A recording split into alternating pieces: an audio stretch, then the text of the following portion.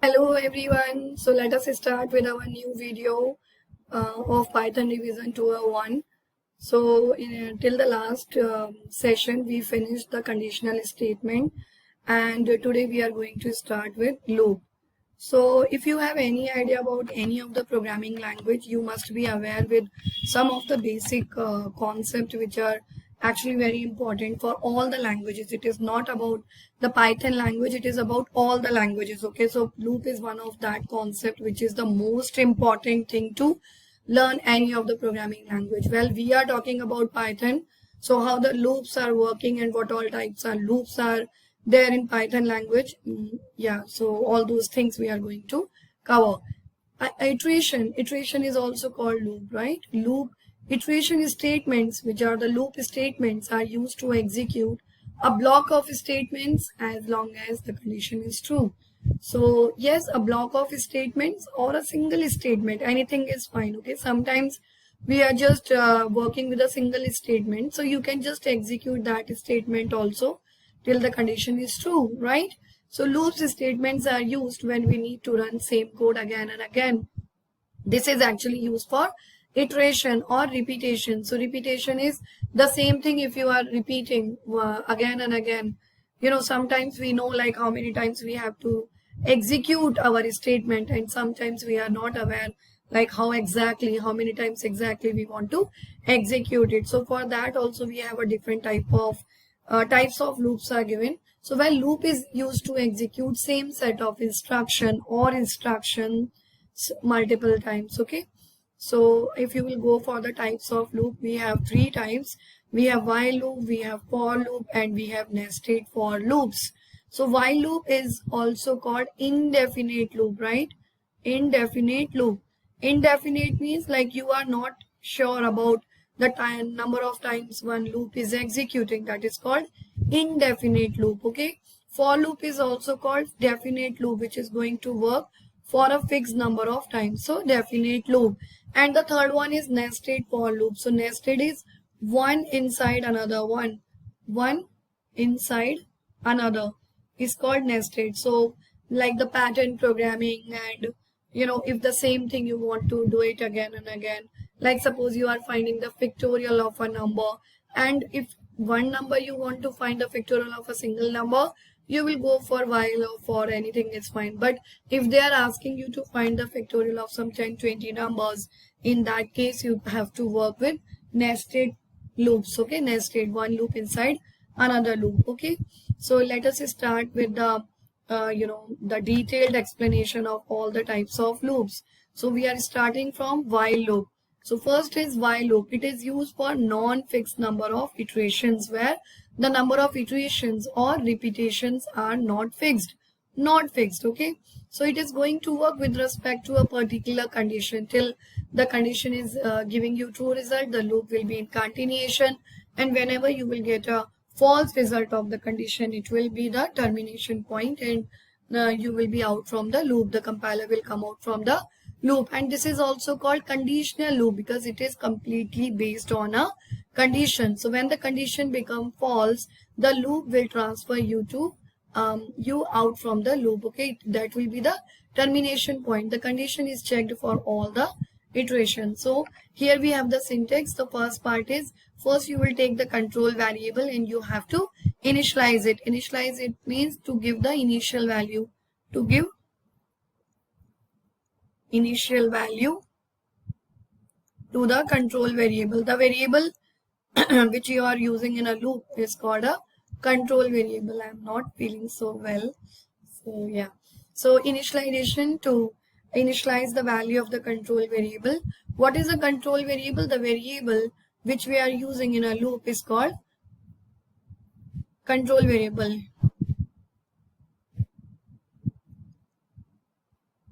Which we use in loop is called control variable. Okay, so we have a condition here. If this condition is true, it will take you inside, and if the condition is false, then it will be outside from the loop. Okay, inside you have statement S is written, so one statement or multiple statements, anything is fine, and then you will increase the value of the step value, so which is the control variable. So you actually have to modify the value of the control variable for each iteration.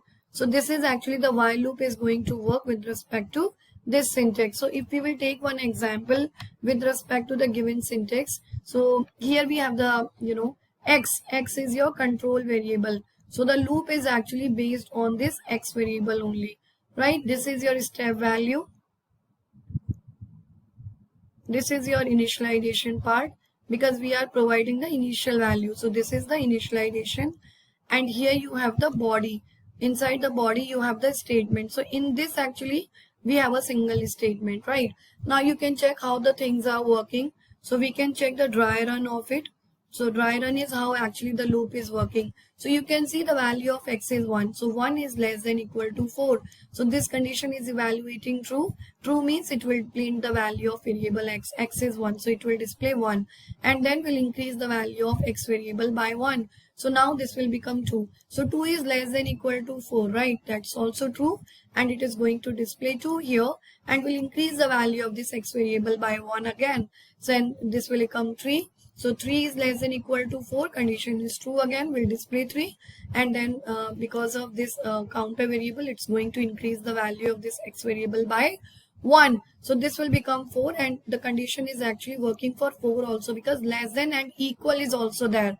So equal means for 4 also it will work. So it will display 4 here, and this will become 5. Now 5 is less than equal to 4.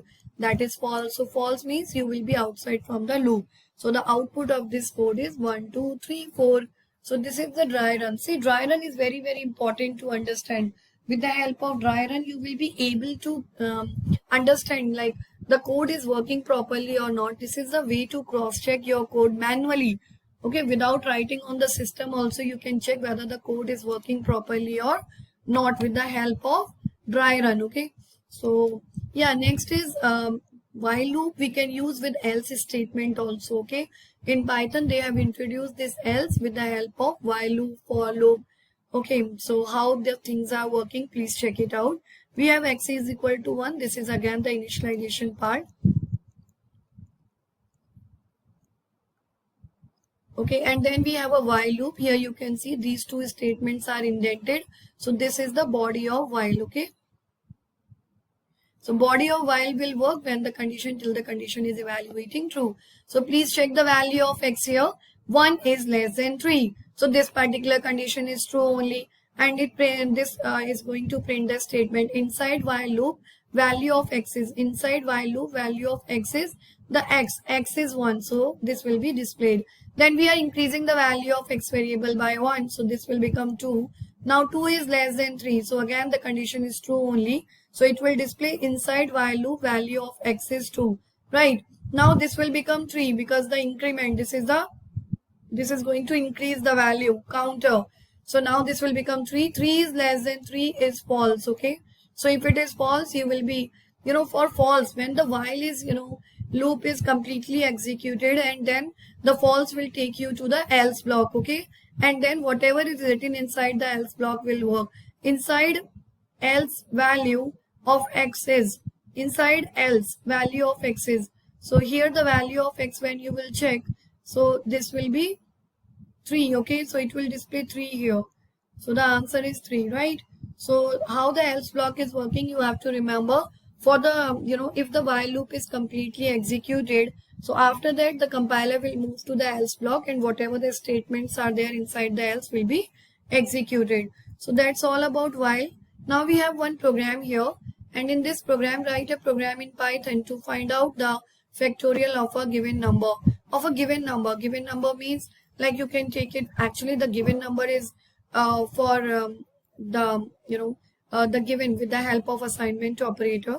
So let me open my IDLE, and we just have to find the factorial of a number. So I am writing the code for finding the factorial. Suppose we have to find the factorial. They have given to find the factorial of a given number. So suppose the given number is 5 only.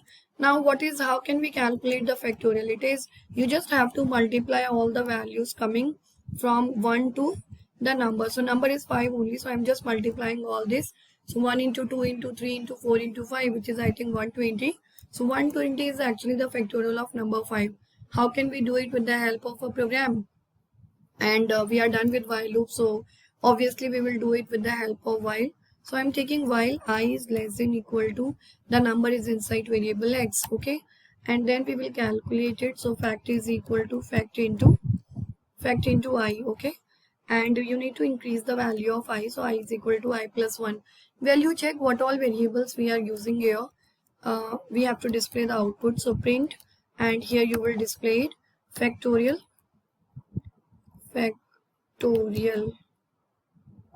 of the given number is equal to comma, and the factorial inside which variable? Fact variable. So well, fact is here only. I variable we are using, so you need to declare first I.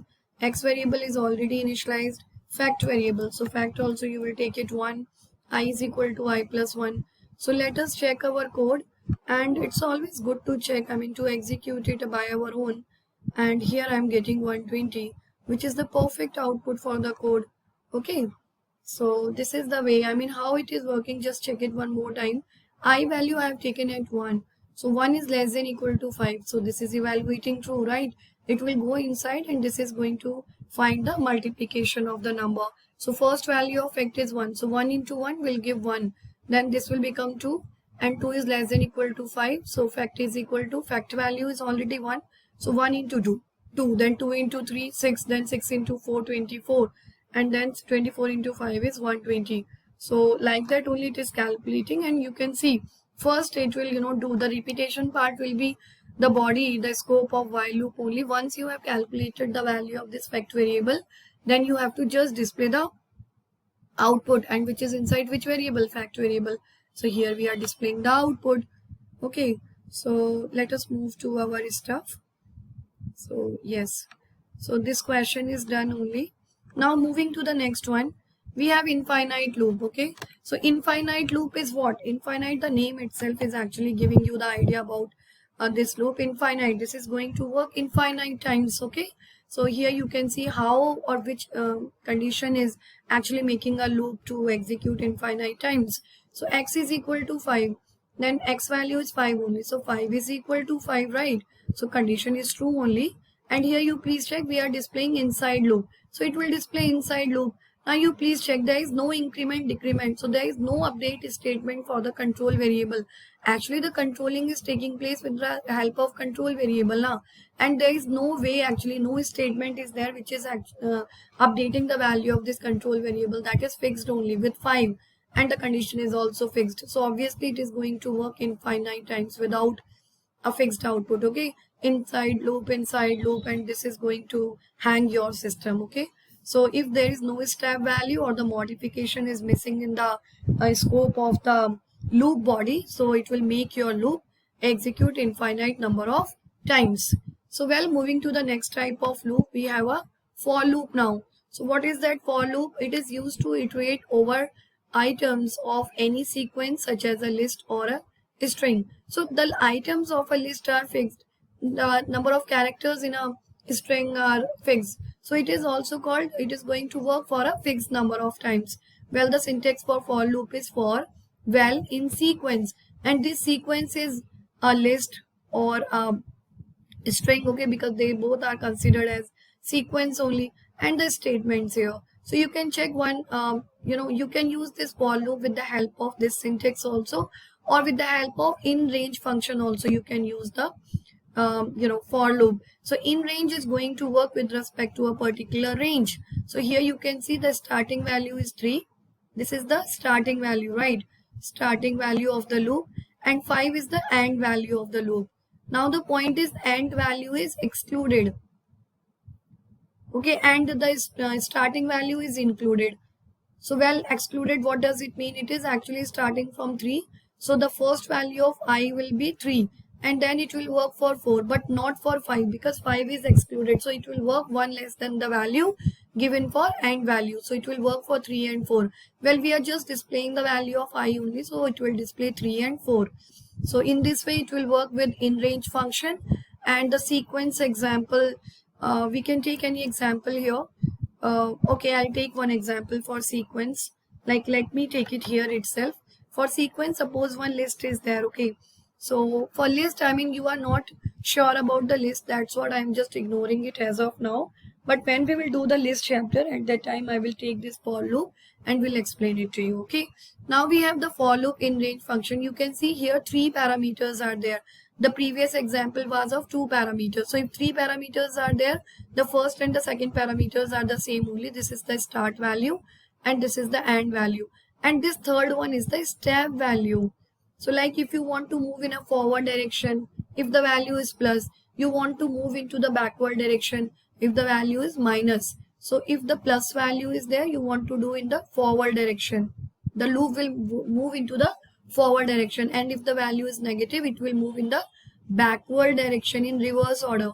So well, you can see the value given in this example is in negative only, so it will move in a backward direction. Just check it out now. Its starting value is 5 and 4, then obviously because 5 minus 1 will become 4, and then 3 you know end value which is excluded, so it will work till 1 less than the value which is given for end, so it will work till 4 only. So well, we are here also, we are just displaying the value of I. So first time it will display 5 and then second time it will display 4. So here I have given you the explanation also how this range function is working.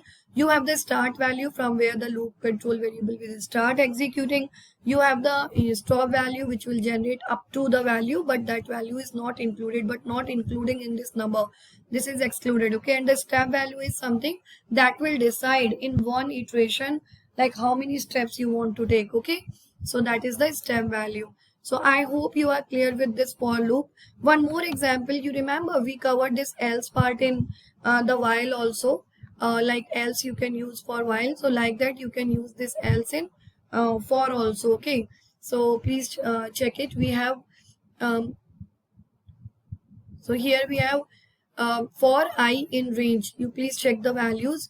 We have 1 2 4, okay? So this will work, it will display the value of I here. So I values is starting, so again the in range function, this is included, this one is excluded, so it will work for 1 2 and 3. So output would be 1 2 and 3, okay? There is no 4 here, and then after the execution of this, it will go to the else block, executed because no break is for in for, okay? So no break is there, so obviously it will go to else block, and here it will display no break, okay? So that's the output of this for loop. So well, I hope you are clear with today's class. What we did, we started with the loop thing, okay? So first we covered the definition of the loop, like how many, what is a loop? Loop is used for the repetitive execution of the statements. Then we covered the types of loops, while, for and nested for loop. Then while is for the non-fixed number of iterations, which is also called indefinite loop. For loop is for the fixed number of iterations, which is also called definite loop. And nested loop we are going to cover in the next session, okay? So the syntax we cover for while loop with the proper explanation with one program, and how this while loop is working with else statement. The same thing we have covered for the condition for the infinite loop, and then the for loop with the sequence and the in range function. The sequence we will take it in the sequence thing, okay, when we will do the list manipulation and all that stuff. So I hope you are clear with all those things. This is the session which is very, very important for the whole book, because I don't think so, like if you will check your question paper, the past papers also, most of the questions are related to the loop thing. So to understand the loop is very, very important, okay, the conditional statement and the loop. So I hope you are clear with this, but still if you have any doubt, my point is same only, you can just drop a message. And please, if you are clear with everything, motivate me to you know, prepare more and more videos for you to by liking the video, subscribe the channel, and to share with your friends. Thank you so much. Bye.